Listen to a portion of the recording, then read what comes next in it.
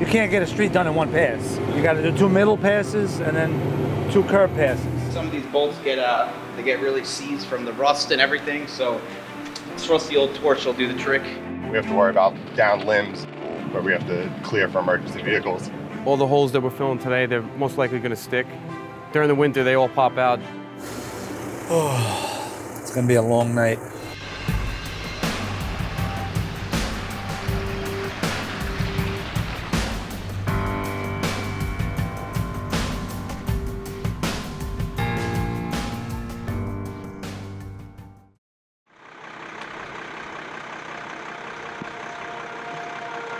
Came in at 5 this morning. We went out and salted all the schools, put a base coat down, but no, it was mostly rain then. I try and do the main roads first, keep those open, that's where the most traffic is. And then once I get those open where it's safe for the cars to drive on, then I'll start heading into the little neighborhoods. This salt base will give them traction, it'll melt the snow. Hopefully if it doesn't keep coming down, we won't have to plow and they won't slide around. We'll probably salt, we'll make 1 pass, and then we'll wait it out until we get a little bit more accumulation. Or we might just go right out and start plowing. You gotta keep the roads open. When I'm at home and I hear Judy Bosworth message, come over the phone to get your cars off the road, then I know it's not gonna be such a hard time. If you're just out here doing what you're doing, the time goes by. This is not so stressful. Plowing. Yeah. Plowing is very stressful.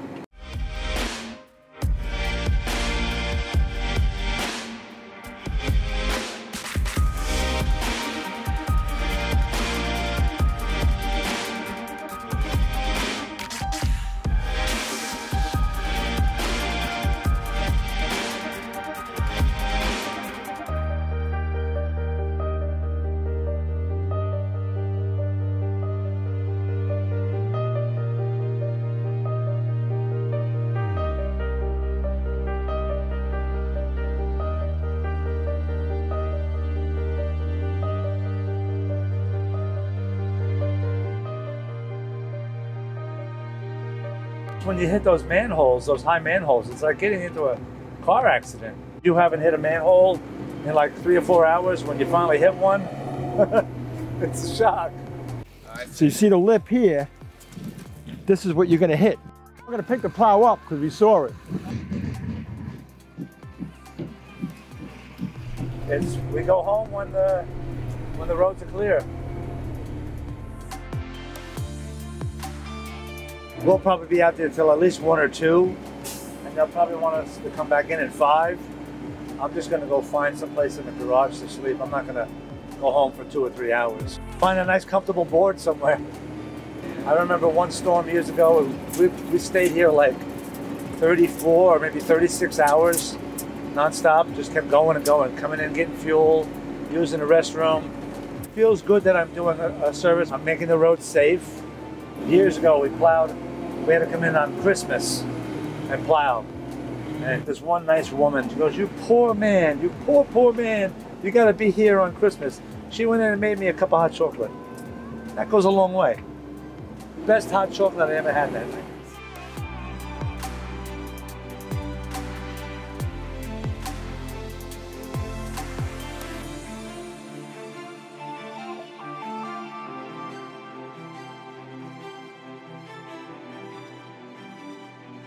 Well, the worst part now is with the snow starting to hold on the trees, we have to worry about down limbs and trees falling and blocking roadways where we have to clear for emergency vehicles.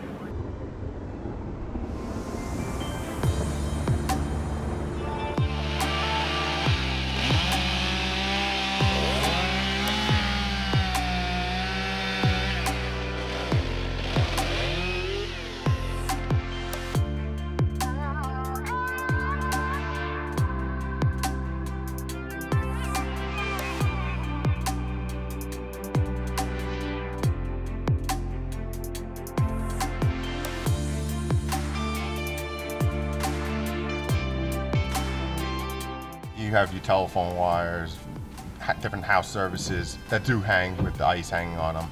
You try to avoid them as much as possible. does happen sometimes. It does get caught on a vehicle. If not, you have to call it in and they'll try to send PSE&G out to get it lifted. In every block we turn, got every light on Hillside's out. Yeah. The whole area, CVS. Actually, a lot of the houses look like they're out too, because all these businesses are out of power as well. You just have to be a little more cautious and take your time. Definitely double check both directions.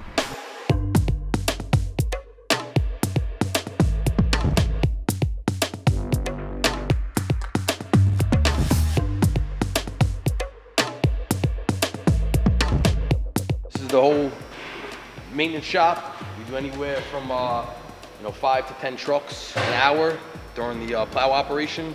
We fix payloaders, backhoes, dump trucks, sanders, and regular vehicles, pickup trucks. Ride-on lawnmowers, weed whackers, snow blowers, generators, chainsaws. Anything that has to be repaired, we do it here. We don't send anything out.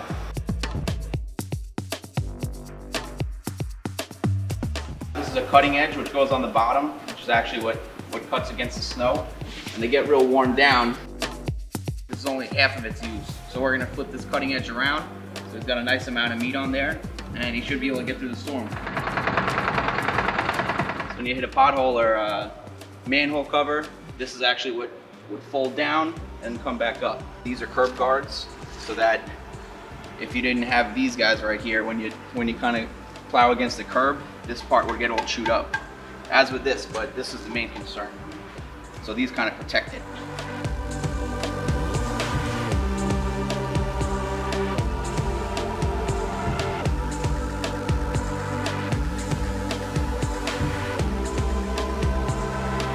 All right, James is replacing the tensioner and a belt on a 3500, a 6-liter Chevy motor. The tensioner went bad and it was making a squealing noise. So it's about an hour's worth of work. Removal of the belt and the tensioner, and then install the new one. You see the two men, Dougie Lyons. He's a 37-year veteran. He runs the whole operation here. And that's Anthony Capobianco. He's been here 1 year. Great guys, great mechanics. They get the job done.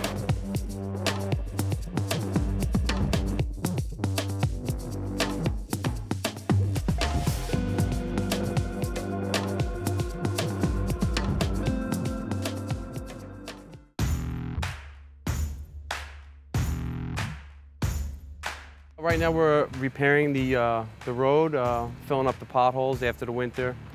This is a good time of the year because all the holes that we're filling today, they're most likely going to stick. During the winter, they all pop out. Plow damage, the freezing temperatures, just a number of things. First we pull up, we clear the hole of any sand or water or anything in it so the asphalt would stick. And then we come by with the roller and tamp it down. It's very important, A, for the cars, for the pedestrians walking across the street, children, for animals, everybody.